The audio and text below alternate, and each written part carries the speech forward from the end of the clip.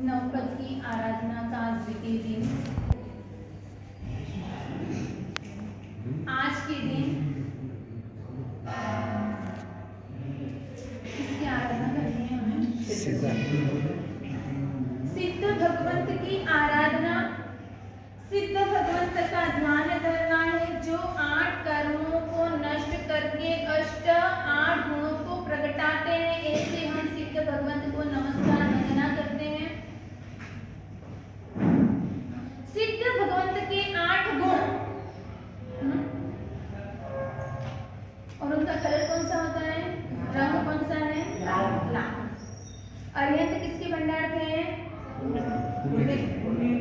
अरिहंत प्रभु पुण्य के भंडार थे। तब सिद्ध भगवंत किसके भंडार है? करना। हाँ, सुख के भंडार है। सुख के भंडार।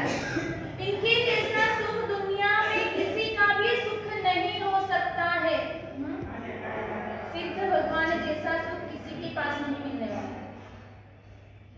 और इनका ये जो पद है सिद्ध पद, एक बार दुनिया के पद 2 साल 4 साल 6 साल 10 साल 15 साल जिस पद पे राष्ट्रपति का पद हो या प्रधानमंत्री का कि मुख्य मंत्री का कोई भी पद हो, तो वो कितने समय तक रहता है?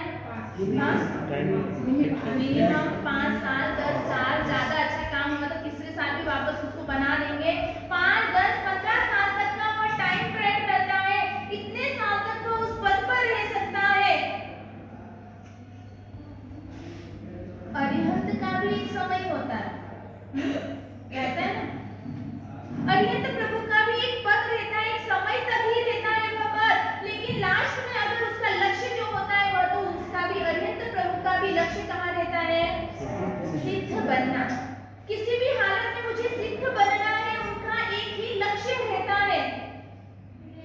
तो अरिहंत प्रभु का भी काल मर्यादा एक समय निश्चित रहती है, उतने समय तक ही वह वहां पर रहते हैं अरिहंत के पद पर। लेकिन सिद्ध ने तो काल को जीत लिया। सही है ना? कोई व्यक्ति किसी का दिल जीत लेता है तो क्या होता है?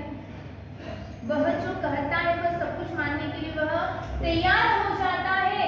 सिद्ध भगवंत ने भी काल के ऊपर विजय प्राप्त कर ली है। जो उसे सुख मिल रहा है, अब वह अनलिमिटेड टाइम तक कभी वह वापस जन्म मरण लेने वाला नहीं है। हमेशा हमेशा के लिए वह सुख उसे मिलने वाला है। आपको गुलाब जामुन बहुत पसंद है ना?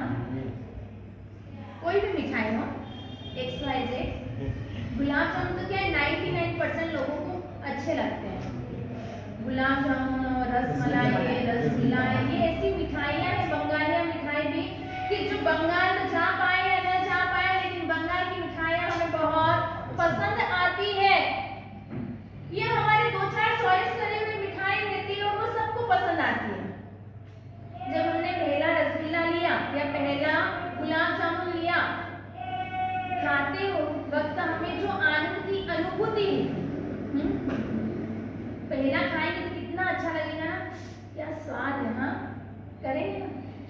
जो आनंद आएगा हमें, दूसरा खाएंगे तो इतना आनंद आएगा? थोड़ा कम होगा। तीसरा खाएंगे तो, चौथा खाएंगे तो क्या होगा?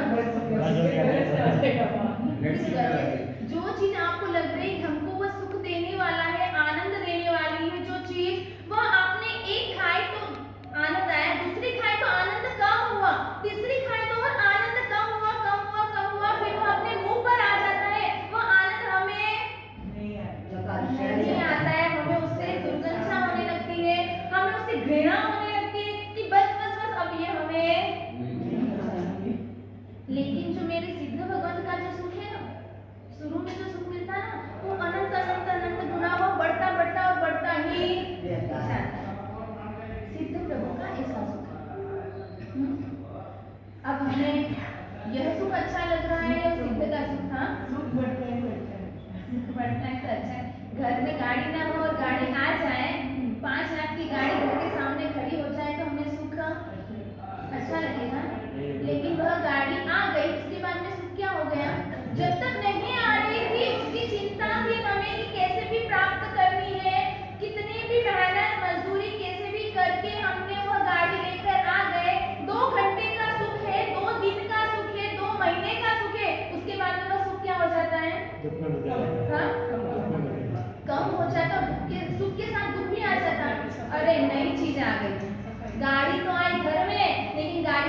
मतलब केवल तो हम गाड़ी बिना पेट्रोल के तो चलती नहीं है, उसमें पानी डाल दोगे तो चल जाएगी, हाँ नहीं चल सकती।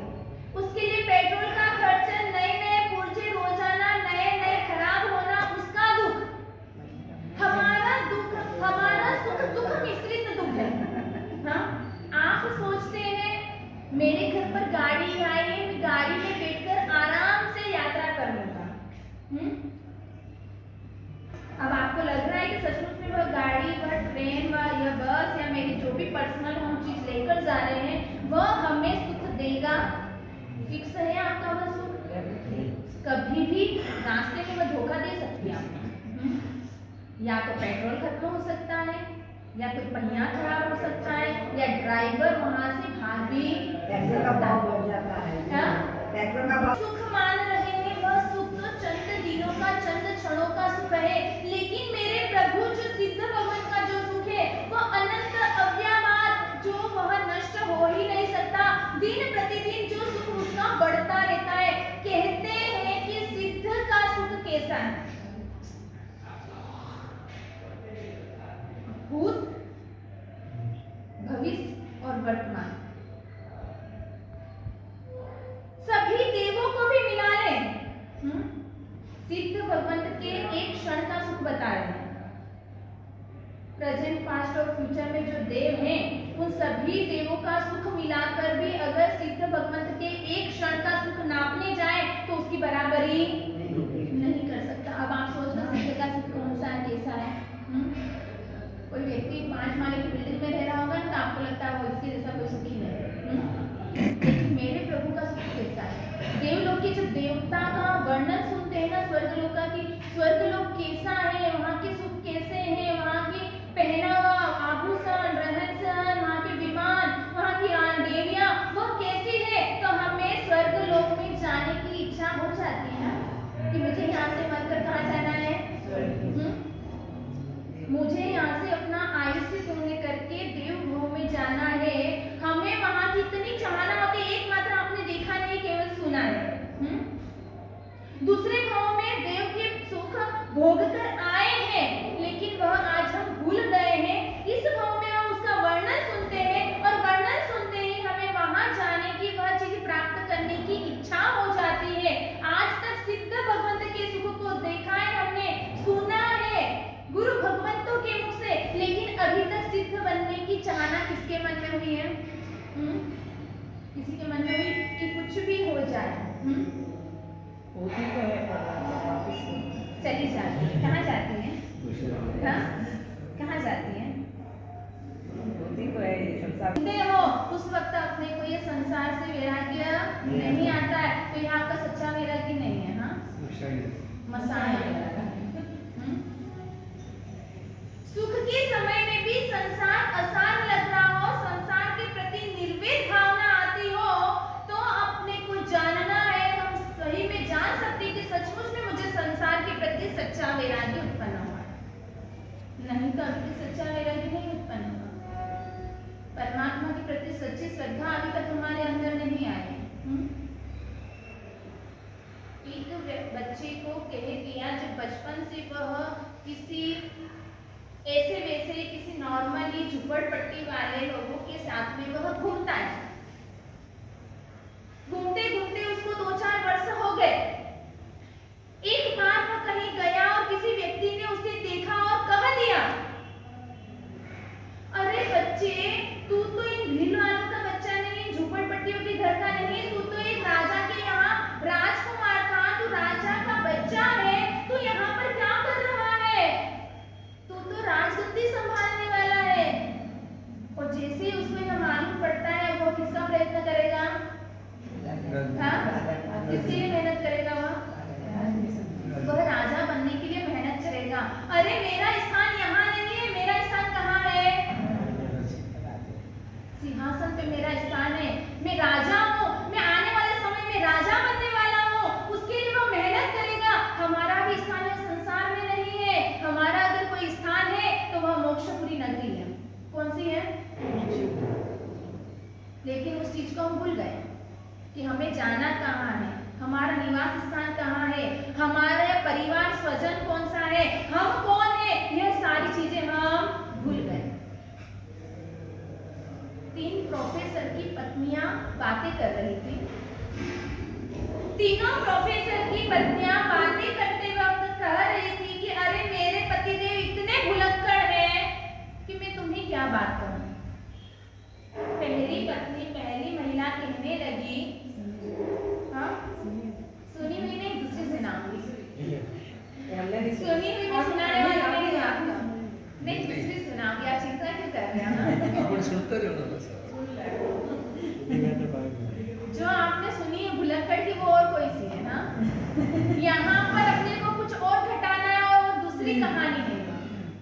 उसने कहा कि मेरे पतिदेव इतने भुलक्कड़ हैं कि जब वह ऑफिस से आए, कॉलेज से आए, बाहर रिंग बजाई, घंटी बजाई, मैंने दरवाजा खोला, मेरे पतिदेव घर के अंदर आए, वो चारों तरफ देखने लगे, चारों तरफ घूम घूम के जैसे ही देख रहे हैं। और उस वक्त मैंने पूछा कि आप ऐसे ऐसे इधर उधर क्यों देख रहे हैं? तब वह कहने लगा कि यह मैं किसके घर में आ गया हूँ। क्या कहा उसने? अरे मैं ये किसके घर में आ गया हूँ? मैंने सिर पटकते हुए कहा, अरे 20 साल से अपन इसी घर में रह रहे हैं, ये अपना ही घर है। क्या कहा उसने? आप किसी दूसरों के घर पे नहीं आए, ये अपना ही घर है। दूसरी महिला कहने लगी, अरे आपके पतिदेव तो कोई भुलक्कड़ नहीं। हाँ? मेरे पतिदेव जब कॉलेज के लिए जा रहे थे, उन्होंने कोट पहनना ही भूल गए। मैंने सोचा बिना कोट के अच्छे नहीं लगेंगे, मैं दौड़ती हुई भागती हुई गई और उन्हें कोट देने लगी। तब वह देखने लगी घूर घूर के कि अरे बहन जी आप कौन हो? इतने मेरे पतिदेव मुझे कौन हो? तब मैंने कहा, अरे मैं आपकी पत्नी हूँ, 25 साल से आपके साथ में रह रही हूँ। क्या कहा? मैं आपकी पत्नी हूँ और आपके साथ 25 साल से रह रही हूँ। जैसे ही मैंने यह कहा, मेरे पतिदेव शर्मा गए। तब तीसरी महिला कहने लगी कि अरे मेरे पतिदेव की हालत तो अब मैं क्या बताऊं? मेरे पतिदेव की हालत में क्या बताऊं? जब वह कॉलेज से घर लौट रहे थे, उस वक्त उन्होंने घंटी बजाई। तब मैंने अंदर से ही आवाज में कह दिया, मैंने जोर से आवाज दी और कहा कि यह घर छगनलाल प्रोफेसर का घर है। छगनलाल प्रोफेसर अभी कुछ ही दिनों में, कुछ ही मिनटों में आने वाले हैं। तब बाहर खड़े हुए उन्होंने कहा, ठीक है, छगनलाल प्रोफेसर अभी कुछ ही मिनटों में आने वाले, तो मैं बाहर खड़ा खड़ा इंतजार करता हूँ। क्या कहा उन्होंने? मैं बाहर खड़े खड़े इंतजार करता हूँ। यह शब्द मुझे अंदर आए, मुझे लगा अरे यह तो मेरे ही पतिदेव की आवाज लग रही है। दरवाजा खोला तो मालूम पड़ा कि मेरे छगनलाल पतिदेव ही आए हुए हैं। मैंने उन्हें अंदर बुलाया और कहा कि आप ही तो छगनलाल प्रोफेसर हैं। जैसे ही मैंने कहा तो उन्हें याद आया, क्या मैं ही छगनलाल प्रोफेसर हूँ? हाँ, मेरे पतिदेव तो इतने भुलक्कड़ हैं। एक प्रोफेसर अपना घर भूल गया, दूसरा अपना परिवार भूल गया और तीसरा अपना स्वयं का नाम भूल गया। बस यह तीनों प्रोफेसर अपनी आत्मा में भी बसे हुए हैं। आज हमारा निवास स्थान कहाँ है, वह हम भूल चुके हैं। हमारा निवास स्थान कहाँ है? अगर मैं आपसे एड्रेस पूछूं तो आप कहाँ का एड्रेस दोगे? कौन सा दोगे? हाँ? हमारा निवास स्थान क्या है? या मालवी रोड है? आपका निवास स्थान आप यहाँ पर बता देंगे। बेंगलोर के अंदर कोई ईटा में रहता तो ईटा में, कोई मालवी रोड, कोई चिकपेट, यह अपना निवास स्थान हम बता देंगे। लेकिन रियल में अपना निवास स्थान कहाँ है? मोक्ष में। दूसरे नंबर पे जो दूसरा प्रोफेसर भूल चुका था कि मेरा परिवार कौन है, वह अपनी पत्नी को भूल गया था। वैसे ही हमारी आत्मा भी आज हमें भूल गई कि मेरा परिवार, मेरे स्वजनगण कौन है। मेरा परिवार है क्षमा, सरलता, सौजन्यता, मित्रता, यह मेरा परिवार है। इसी के थ्रू, इसी के हिसाब से मैं मोक्ष तक पहुंच सकता हूँ। और तीसरे नंबर पे जो प्रोफेसर था, वो किसको भूल गया था? स्वयं को ही भूल गया था। आज सबसे बड़ी गलती अपनी यही हो रही है कि हम अपने स्वयं को भूल चुके हैं कि मैं कौन हूँ। मैं आपसे पूछूं आप कौन है तो आप क्या बताएंगे? ये मैं आत्मा हूँ, यह शब्द तो बहुत, मुझे नहीं लग रहा है कोई आत्मा के व्यक्ति के अंदर से निकलेगा। मैं कौन हूँ तो आप क्या कहेंगे? स्वयं अपने नाम बता दें, स्वयं अपना नाम से अपनी पहचान करवाते हैं, लेकिन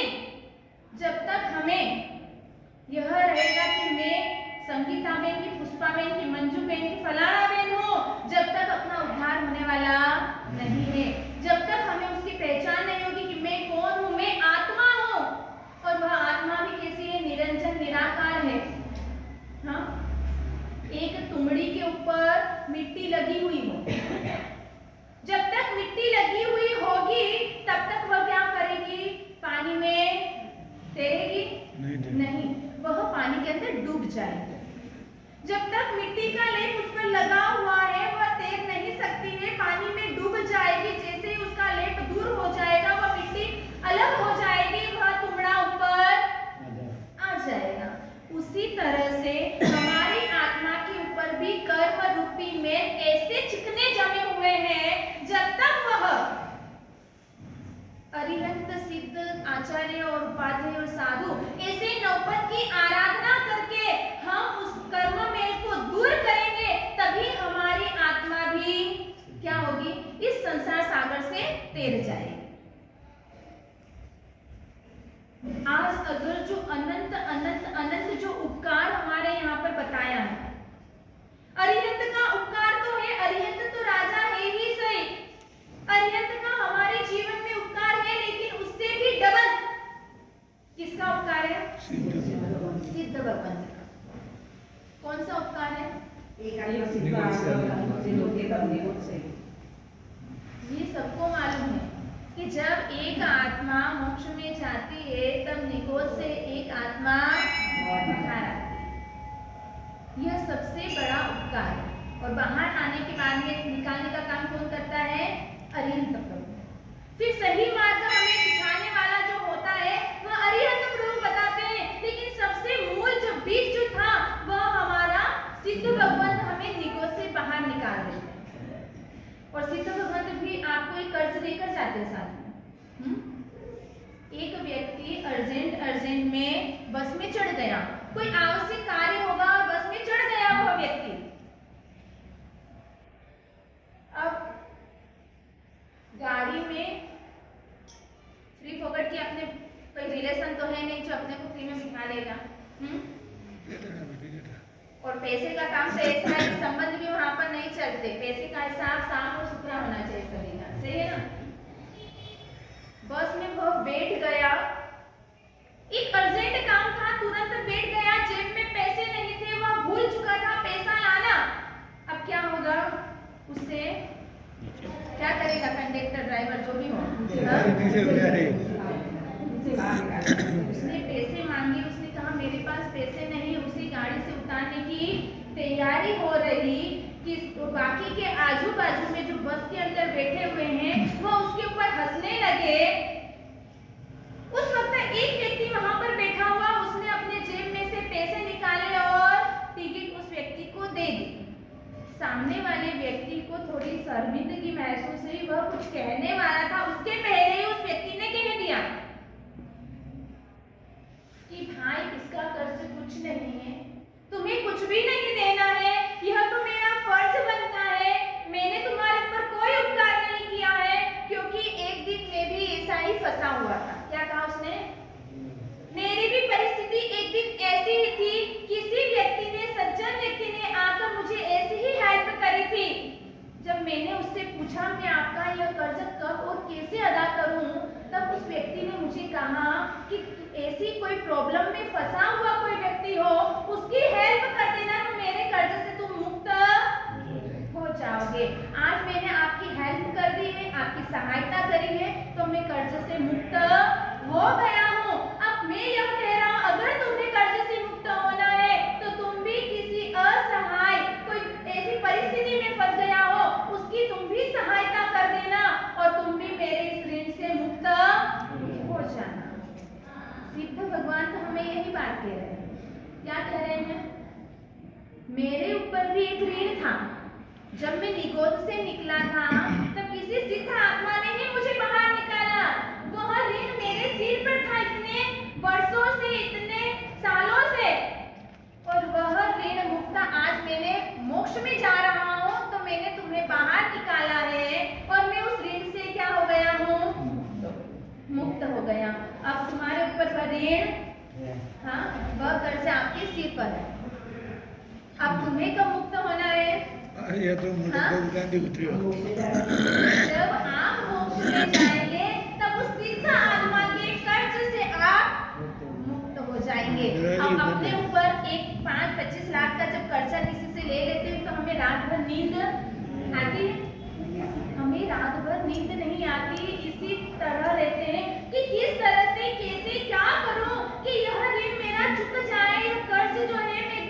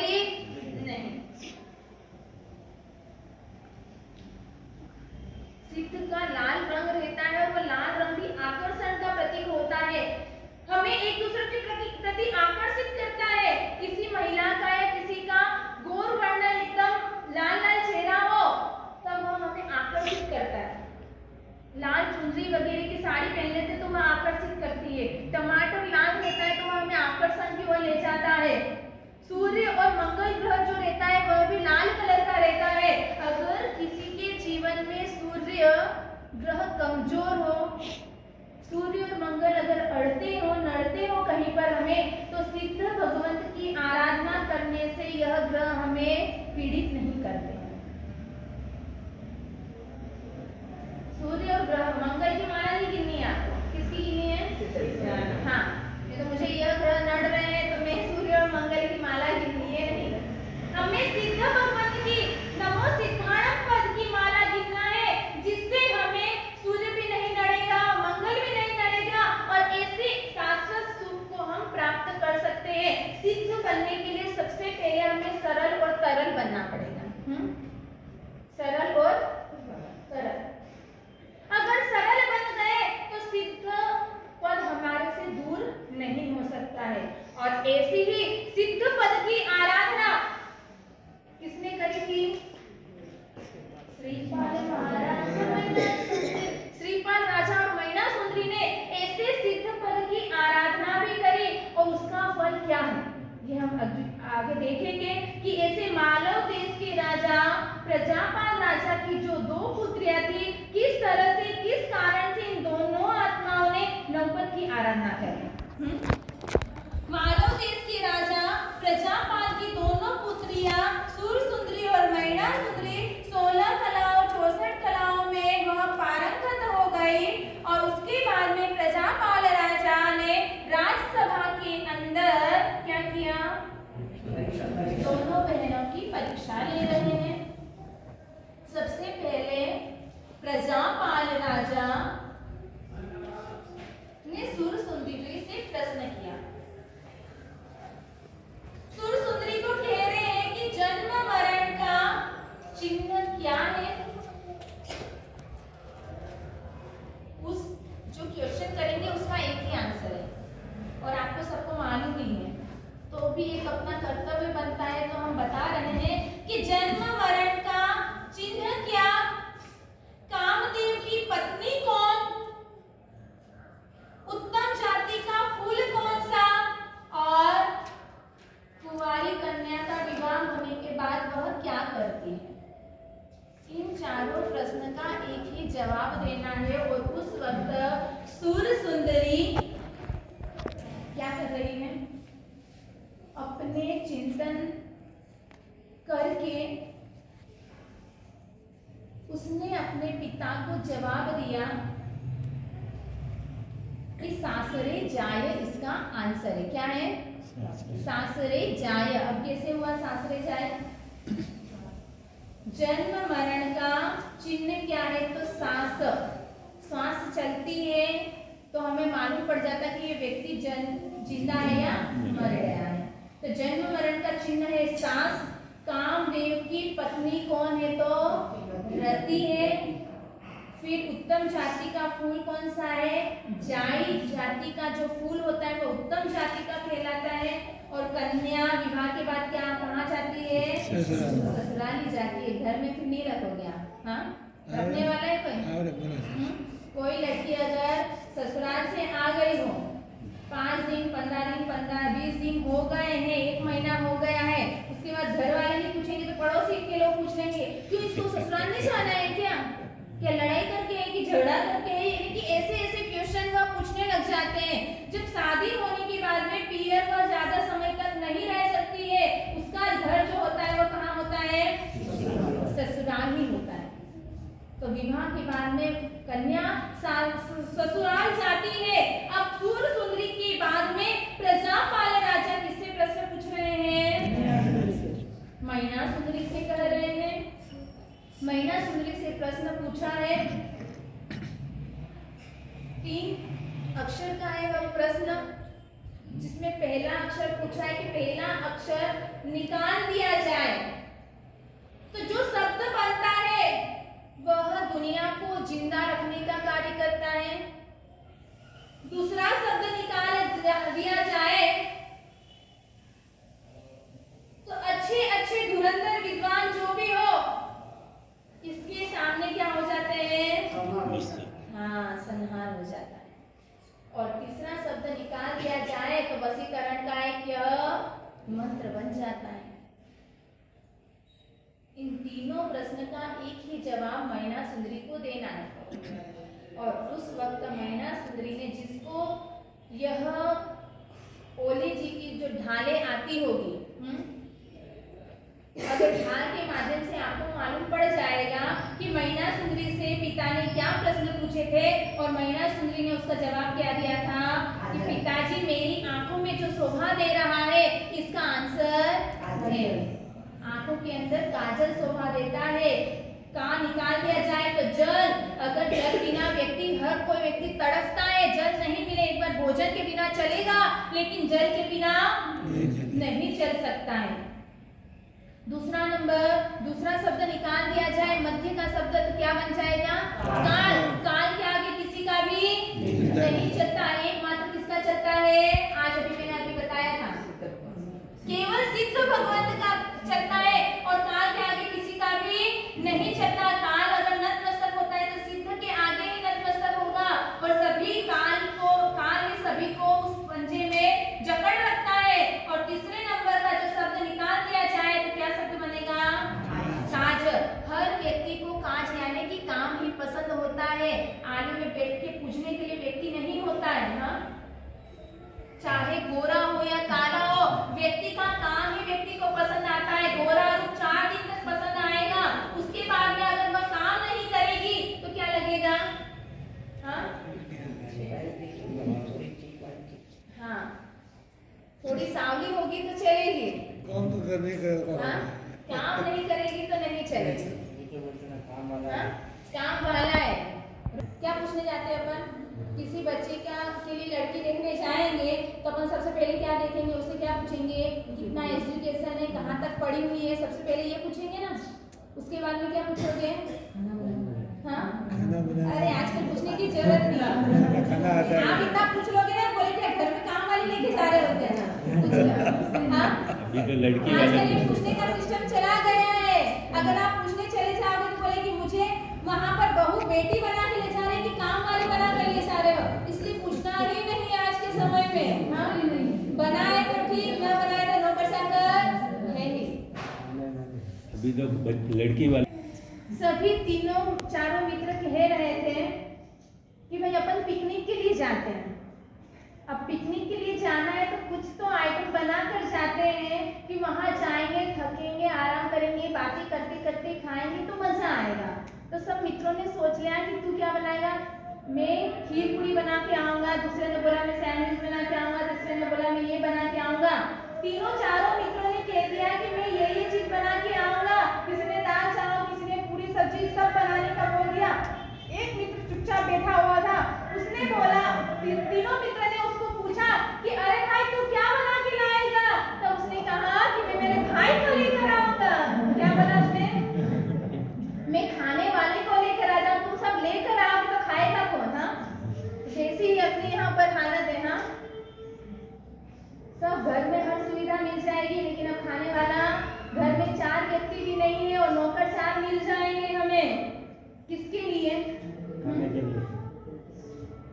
यहाँ पर भी प्रजापाल राजा भी यही पूछ रहे हैं। राजा की राजकुमारियां हैं लेकिन फिर भी उन्हें मालूम है अगर दुनिया में किसी को भी बस करना हो तो काम ही सबको प्रिय होता है। काम कर लिया सब खुश हो जाएंगे।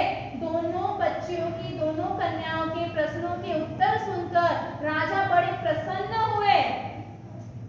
अब राजा ने एक प्रश्न पूछा और उसका जवाब दोनों बड़े लड़कियों को देना है। और उस वक्त सुर सुंदरी और मैना सुंदरी से प्रश्न किया गया।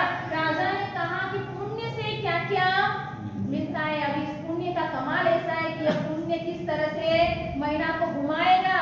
हाँ, जैसे ही पूछा तो प्रजापाल राजा के प्रश्न का जवाब सुर सुंदरी ने तुरंत इमीडिएट दे दिया कि पुण्य से क्या मिलता है? धन मिलता है, यौवन मिलता है, होशियारी मिलती है, निरोगी काया मिलती है और मन गमता है यानी मन पसंद पति मिलता है। यह 5 बातें सुर सुंदरी ने तुरंत बता दी क्योंकि वह किसके पास पड़ी थी? हाँ, शिव धर्म के पंडितों के पास मिथ्यात्व धर्म का अध्ययन किया हुआ था, इसलिए उसने उसी हिसाब से वह पुण्य से क्या मिलता है सारी बातें कह दी।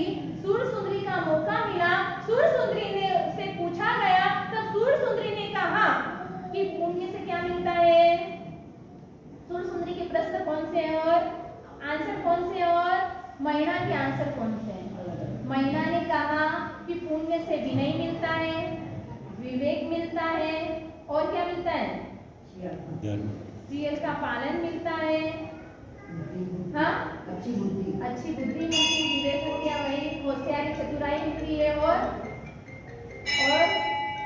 गुरुजनों का संग मिलता है, बहुमान मिलता है। यह किसके शब्द थे, मैना सुंदरी के शब्द। अब आप क्या कहोगे, आपकी विचारधारा क्या है। हाँ, मैना ने कहा कि धन मिल गया और धन के साथ विनय नहीं रहा।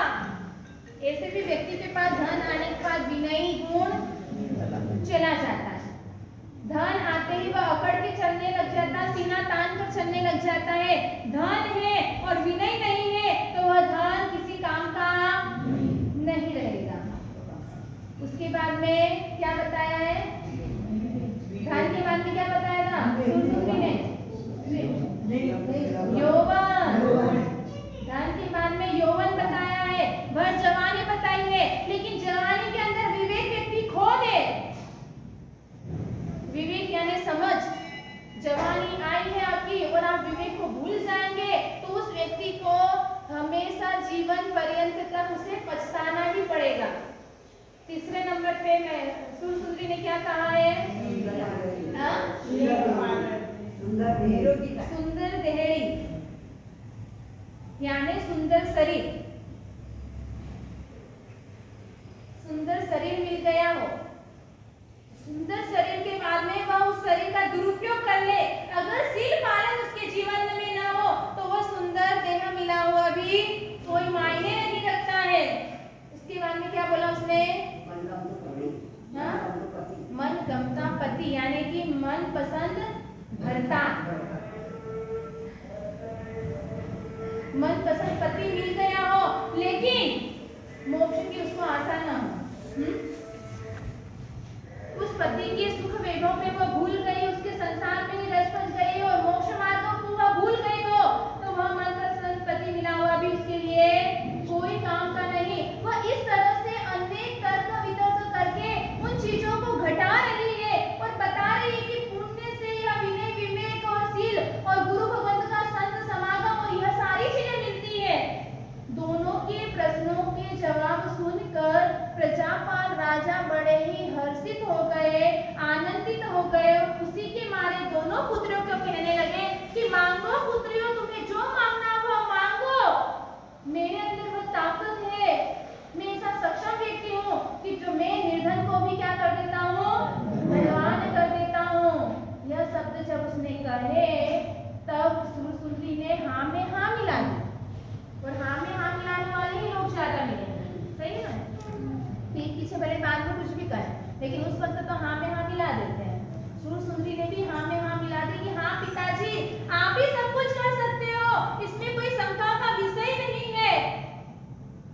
और तुरंत वहां उस नगरी शंखपुरी नगरी के आए हुए अरिगमन राजा की तरफ दोनों की एक दूसरे पर दृष्टि गई, राजा समझ गए। यहाँ पर अभी क्या बताई थी मैना ने कि जवानी आने के बाद अगर वह विवेक भूल जाए तो क्या हो जाता है, यहाँ पर वह सूरसुंदरी विवेक भूल गई और दोनों की आंखें मिली। राजा ने सोच लिया और उसी वक्त अरिगमन राजा के साथ में उसका विवाह कर दिया। यह दृश्य जैसे ही मैना ने देखा वह सिर झुकाने लगी और उस वक्त राजा ने देखा, राजा पूछने लगी क्यों, मेरी बात में तुम्हें कुछ तर्क है कि शंका है। और उस वक्त राजा से बात कही मैना ने कि आप फोकट का गुमान यानी फोकट का अभिमान क्यों करते हैं, सभी अपने कर्म के हिसाब से सभी को सब कुछ मिलता है। अगर कर्म की फिजियोथेरेपी हमने समझ ली हो तो हम कभी भी कहीं पर भी दुखी नहीं हो सकते हैं। तब राजा ने कहा कि तू जो भी सब कुछ देख रही है, रत्नों के सिंहासनों पे जो भी रेशमी कपड़े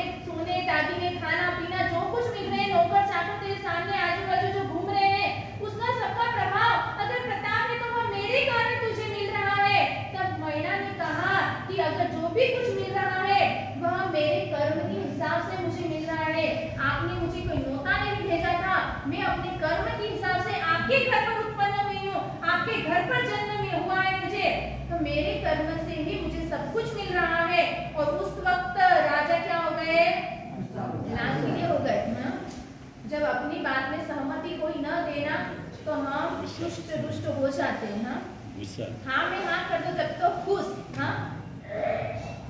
और उस वक्त प्रधान ने सोचा कि यहाँ पे अनर्थ हो जाएगा, कुछ अघटित हो जाएगा, इसलिए राजा को कहा कि आपको घूमने का समय हो गया है, आप चलिए। और उसी वक्त मनाकर राजा को घूमने के लिए लेकर गए। और उस वक्त जैसे ही वहां से निकले, कुछ समय के बाद में सामने से धूल उड़ रही है।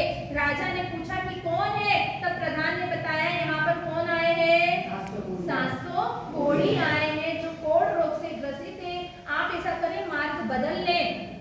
राजा जैसे ही मार्ग चेंज कर रहा था, एक कोढ़ी दौड़ते दौड़ते आया और कहने लगा, आपकी राजनीति वैभव सब कुछ देखकर तो हम आपके पास में आए हैं, कुछ मांगने के लिए आए हैं और आप पहले से ही रास्ता मोड़ रहे हैं। राजा ने पूछा क्या मांगना है, क्या चाहिए? तब कहा हमारा जो उम्बर राणा है उसके लिए उच्च कुलों की कोई कन्या हो तो उससे हम विवाह कर लें कि हमें भी राजा रानी मिल जाए। राजा के मन में क्या बात आई, मैना सुंदरी आ गई। तुरंत उसने कहा कि ये कर्म कर्म कर्म की हटवान लेकर बैठी है, अब कर्म से इसका पति उसके सामने आ गया, इसके साथ इसका विवाह कर दूंगा, फिर कर्म को देखता हूँ कि इसका कर्म क्या करता है। तुरंत उसने उसको कह दिया कि तुम राजसभा में कल आ जाना, तुम्हारे राजा का विवाह हो जाएगा मेरी पुत्री से। तुरंत वह तो कोढ़िया हंसी मजाक करके खिलता हुआ आनंद विभोर होकर वह उसकी जगह पर चला गया। अब यहाँ पर राजा प्रधान के साथ में नगर में गए, अपने महल में मैना को कह दिया कि मैना, अभी तेरा कर्म ने एक पति भेजा है जो कोढ़ रोग से ग्रसित है, तू अभी भी इस कर्म का हटवा छोड़ दे, नहीं तो तुझे इस पति को स्वीकार करना पड़ेगा।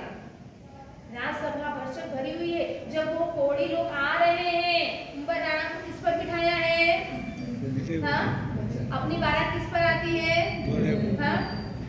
अपनी आती है घोड़े पर और उम्बर राणा की बारात आ रही है। उम्बर राणा किस पर बैठे हुए हैं? खच्चर पर बैठे हुए हैं। किसी कोढ़ी ने ऊपर छत्र ले रखा है, कोई आवाज उम्बर राणा की जय जयकार कर रहे हैं, ऐसे लूले लंगड़े तीत मवा झर रहा है, मक्खियां भिन भिना रही है।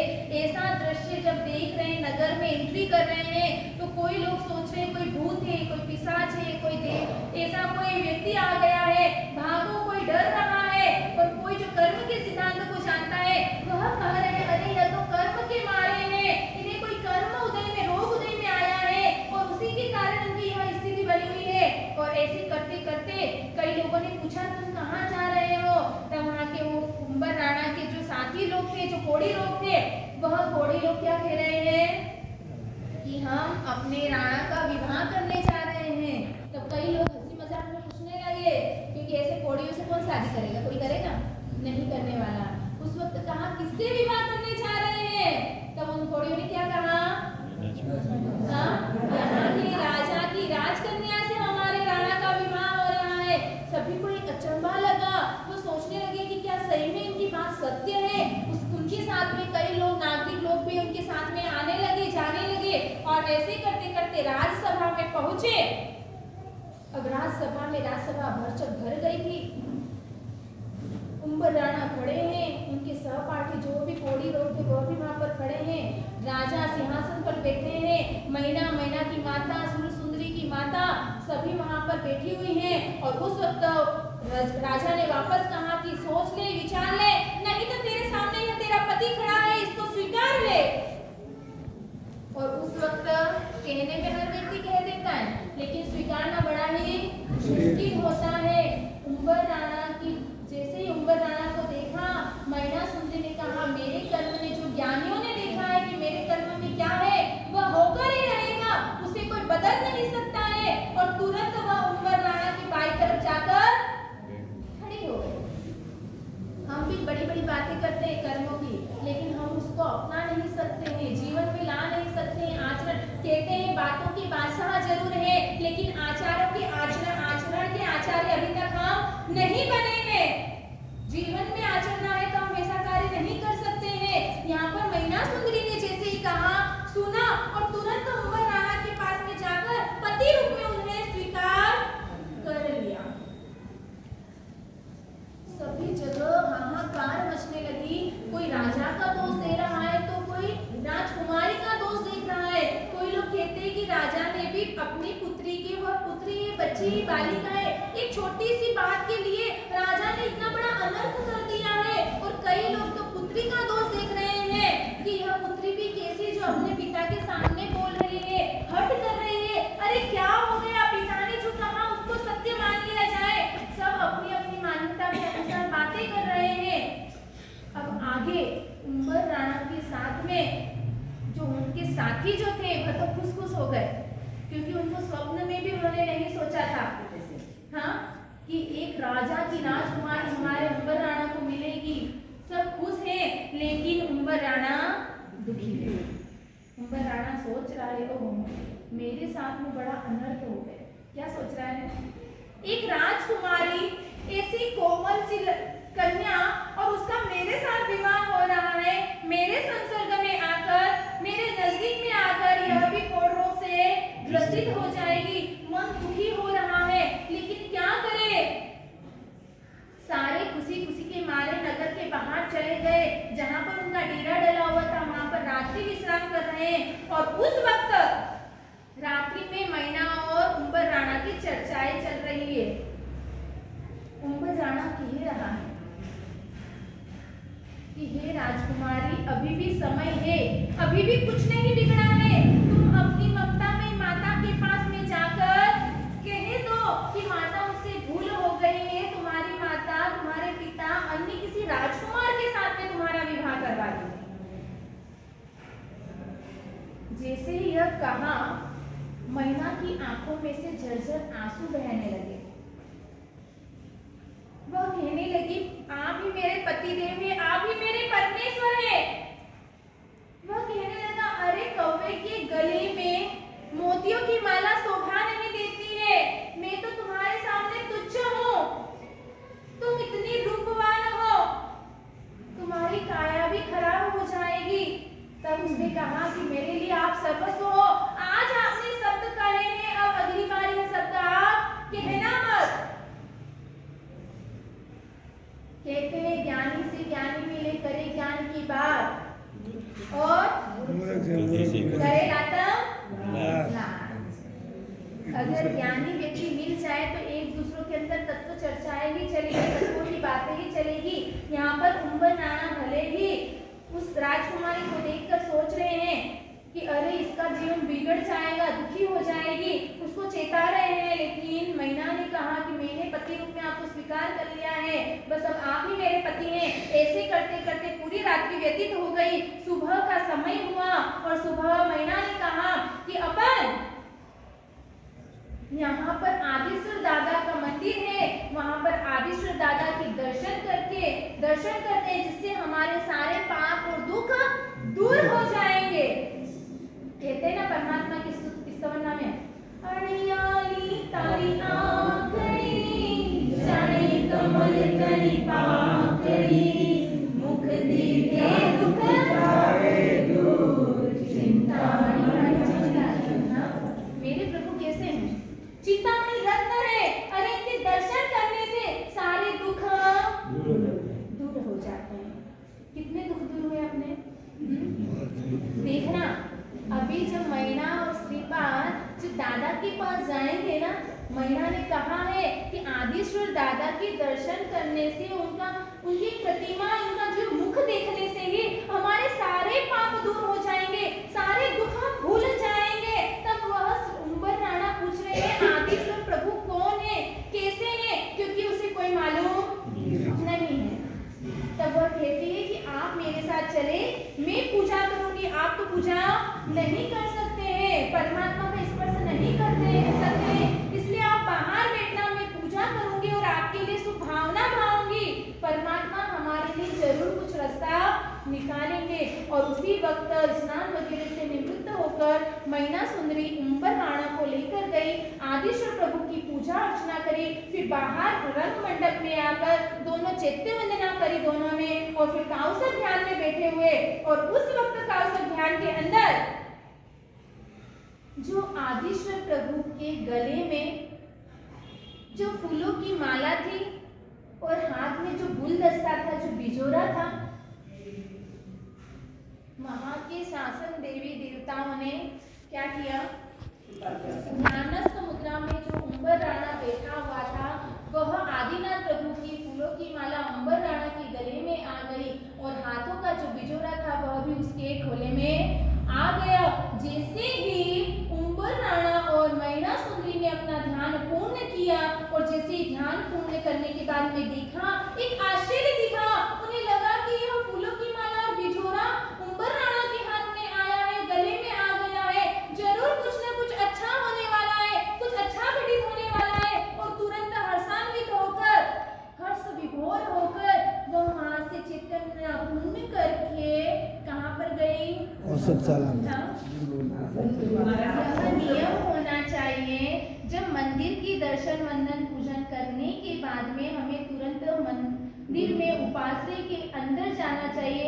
कोई गुरु भगवंत हो, उनकी वंदना वेयावच का कार्य करके आना चाहिए। यहाँ पर मैना सुंदरी अपने पति उम्बर राणा को लेकर उपासना में पहुंची। उम्बर राणा को तो जैन नहीं थे ना। उम्बर राणा जैन नहीं थे, मैना सुंदरी तो जैन थी ना।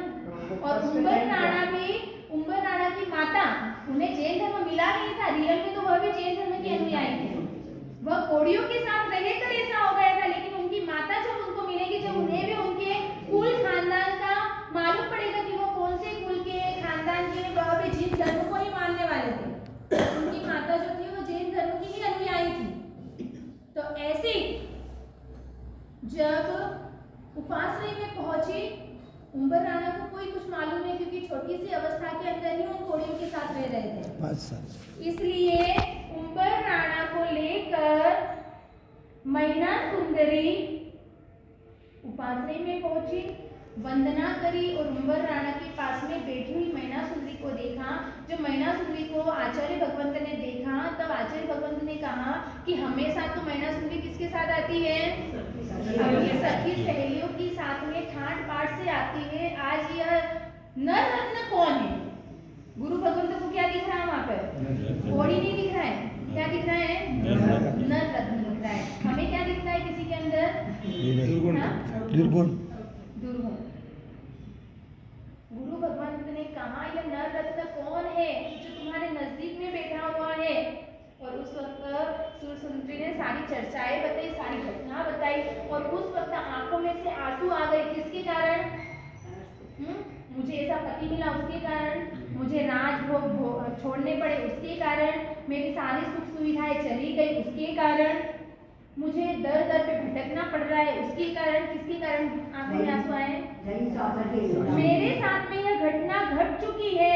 अब मेरे जिन शासन पर आँच न आए, इसकी कोई बुराई ना करे, इसकी कोई निंदा ना करे, उसके लिए आप कोई उपाय कीजिए। और उस वक्त गुरु भगवंत ने भी पहले तो क्या कहा कि हम ऐसे यह कार्य नहीं करते हैं, लेकिन उन्होंने भविष्य को देखा और भविष्य को देखते हुए उन्होंने एक सिद्ध चक्र क्या बनाया, यंत्र बनाकर ऐसी मैना सुंदरी को दिया और उस वक्त कहा कि इसकी आराधना करें 9 दिन, और किस तरह से करना, कैसे करना, और उसके प्रभाव से इस उम्बर राणा का सारा रोग दूर हो जाएगा और इसकी कंचन मणि काया किस तरह से कैसी आराधना करने से होगी, ये हम अगले प्रवचन में देखेंगे। परमात्मा